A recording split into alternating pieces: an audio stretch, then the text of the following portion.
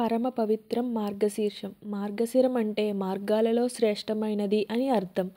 లక్ష్మీనారాయణ స్వరూపమైన ఈ మాసంలో ప్రతిరోజు శుభప్రదమైనదే. మృగశిర నక్షత్రంతో కూడిన పౌర్ణమి గల మాసం మార్గశిరం. సకల ఐశ్వర్యాలు కలిగించే మార్గశిర మాస లక్ష్మీదేవి పూజ విశిష్టత తెలియని వారుండరు.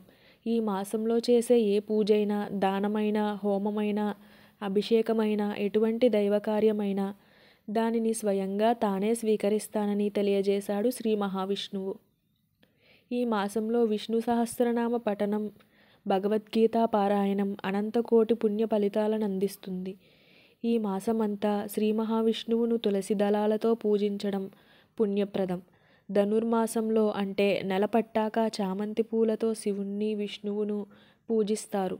చలి ఎక్కువగా ఉండే మార్గశిరంలో దుప్పట్లు దానం చేయాలని పెద్దలు చెబుతున్నారు.